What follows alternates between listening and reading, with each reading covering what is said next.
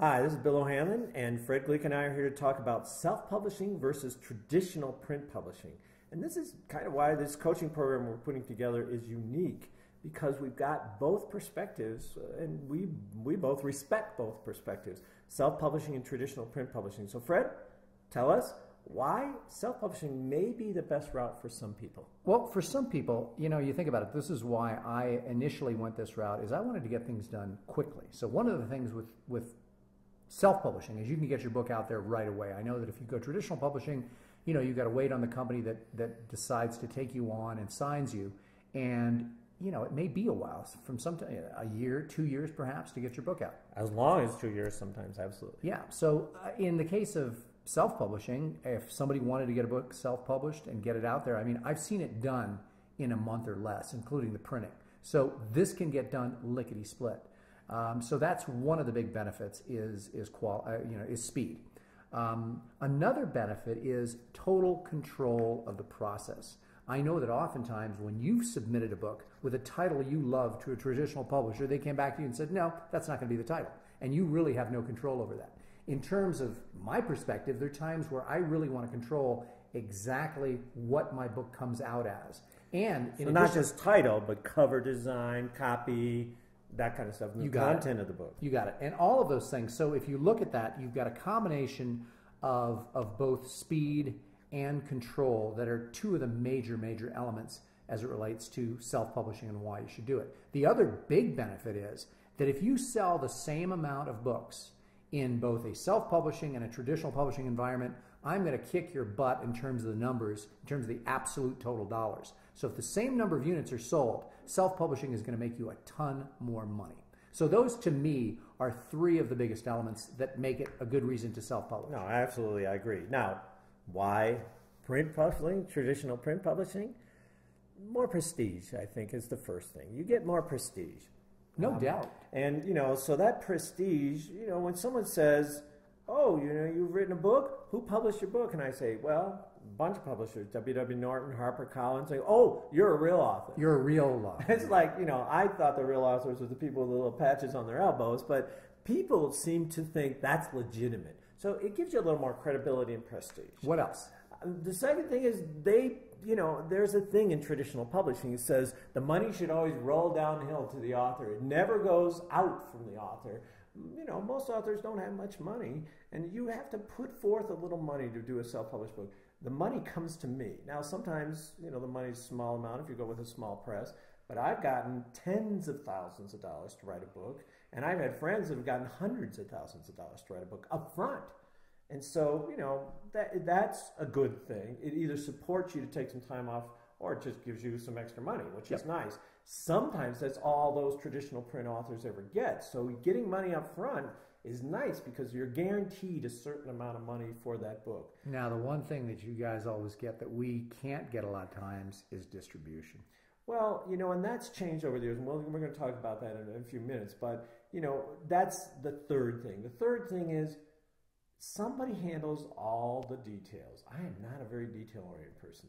They handle the cover art. Sometimes you can get approval for that, but, you get a little control. But they handle the cover art, they handle editing, they handle indexing, they handle the cover copy, they handle the distribution, they handle the marketing. If you're the kind of person who does general contracting for your house when you remodel, that's more self-publishing land. I'm the kind of person who would be terrible at general contracting. I wouldn't attend to the details. So that's, I think, the third thing is that they will do a lot of stuff. And there's one last thing, and it's what people complain about a lot about traditional publishers. Oh, they don't do any marketing. It's just the same as doing self-publishing. You have to do all your marketing. That's not exactly true. You obviously still have to do a lot of marketing for your book. Publishing has changed. You have to be better at marketing. But I got on Oprah because my book company sent my book to Oprah, and they had, a little bit of it in that I, as a self-published author, probably wouldn't have gotten even to look at my book. So I was on Oprah because of that. They put me on television programs. They put me on radio programs. They've gotten me in, newspapers. They've gotten reviews done. So they don't do nothing. I mean, you can't count on them for a lot, but they do something. So those are the top reasons. Okay, now what we're going to do now, folks, is we're going to turn this list around, and I'm going to look at the various items that Bill has just given you, and I'm going to tell you why I'm a bit envious of some of these things and why I can see the value in doing it the other way. And I'll do the same thing, vice versa. Yeah, and let's talk about the prestige factor. No doubt, although it's changing somewhat, to have a John Wiley or a Random House or McGraw-Hill after your name when you say I've published a book is a big, big difference because when I go to a party and I'm talking about the fact that I've written 17, 20 books, whatever the number is these days, I can't even remember. And people will say to me, oh, yeah, who published them? That's usually their first question. And so if I were to be able to turn around and throw out one of those big name New York publishers, the prestige factor definitely goes up. Your second point about money rolling down to the author, in fact, this is on, the money rolls down from the author. You end up having to spend anywhere from, and again, this depends on how sophisticated you go and what level of quality you go at, but you can spend anywhere from a low of, and if you go really cheap, a low of $1,000 up to a high of $10,000 to get everything done that a traditional publisher, and that's before you print copy one. So again, you're looking at having to put out your own money. Someone else handling it all, believe me, I have huge notepads filled with what I have to get done, checklists that have to be accomplished, all of those things, and they have to be done in a certain order. Now, if you're with a traditional publishing company, you just do your writing, you do your promoting, you don't worry about any of that crap. And that becomes a nice thing. And I know that although people do bash traditional publishing houses for not doing any of the marketing, they say, oh, you have to end up doing it all yourself. I think your example and your experience proves otherwise. It may not be that you get the kind of marketing that you want and expect. They never do as much as I want and expect. Never.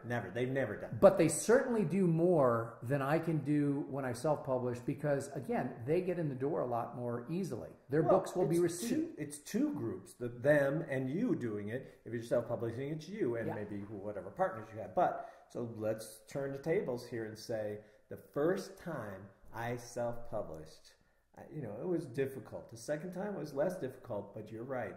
I made more money per book. And also, these were books that the traditional print publishers wouldn't have published. Why not? One was a book of my handouts. They didn't want a book of my handouts, but my customers wanted a book of my handouts. Absolutely. People on your list.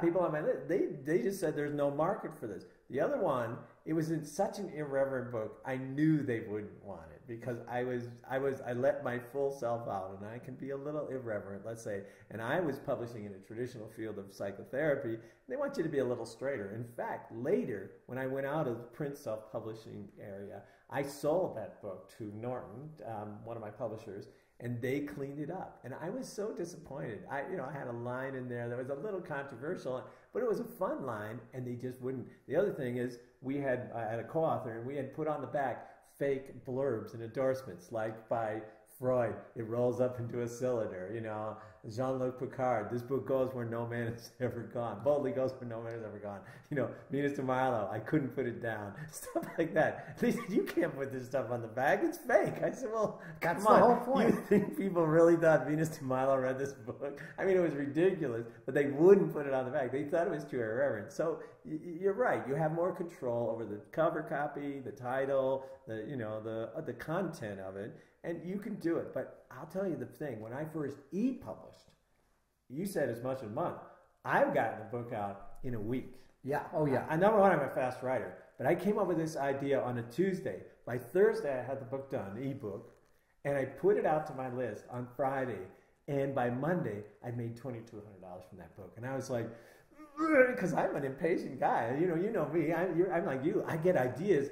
And, then to wait for 9 months or a year for the book to come out, by then I'm on to my next project, and I'm excited about the next project. And that last one I have to go back and publicize and market it. The instant gratification and capturing of your energy and instant feedback. People said there's a typo in here and I can fix it. And they said, this is a great book. You changed my life. I love that. I love the instantness. So now that we've presented the case for and against each of our methodologies, really what we probably would do or suggest to most people is to do some kind of a hybrid. In other words, do a little bit of each, right? There are times when yeah. And so, again, maybe it's worthwhile to think about, well, if somebody's just starting out, depending on what they're doing, if they can't get published by a traditional publisher, then definitely get a few books out self-published. Or start with self-publishing, because you can prove to yourself that you can write a whole book, complete the project. You can prove to a publisher, if you can sell it, hey, there's a market for my stuff out there. And don't forget that the 1 Minute Manager and the Celestine Prophecy and a few other well-known books were originally started as self-published books that were later picked up, many of them without those necessary changes that had to be done in your book. But in other words, a lot of times a publisher, seeing how many copies you're selling, will say, hey, we'll give you a deal. And by the way, I bet that contract looks a little bit different than the normal contract. Yeah, I bet that does. I bet it does. So, I think it's a great way to get started. I went for the brass ring. That is, I thought, I want to go for a traditional publisher that give me the prestige and that will do the work. And if you can pull that off, and obviously what we do is we coach people to succeed in self-publishing and traditional print publishing. There are ways to do it. So if you can do it, great. Yeah, I would say that anybody who's looking to get their first book printed, published, and done, written, printed, and published, I would say that they should start by trying the traditional publisher and first. Plan B being fall back on self-publishing, because then you can get the book out. But go for it. You'll also get feedback on what's not so great about that book or why it might not sell. And so you would probably change your self-publishing project based on that feedback from publishers. The only caveat that I would throw in there is if you've got a topic that needs to get out right away. I've seen traditional publishers. Information kind of, in dog years, they say, internet years are like dog years. There's 7 years for every month or something. And if, writing a book on what's hot on the internet and it comes out a year later, sorry. It's already out of date. There's going to be a new social network by then, and, you won't even have that in your book. So there are some topics, I agree. They're timely. And they do instant books, but only for, Monica Lewinsky's, Blue Dress or something. They don't do that very often. Usually it does take at least 9 months to get a book out, and probably more. Okay, so what else is relevant and pertinent for people who are listening to this program to know as it relates to the differences between the two? Well, I would say that since I first did my first self-publishing, which was in the 80s and early 90s, it's gotten way easier. There are turnkey operations. You can learn from Fred Gleeck all the most efficient ways, getting checklists and things like that. And by the way, even if you don't go into our coaching program, one of the bonuses you get for free by signing up to be on our list is two things that would be very, very helpful. One of them you did is on traditional publishing, but the other one I did is the book on self-publishing for maximum profit.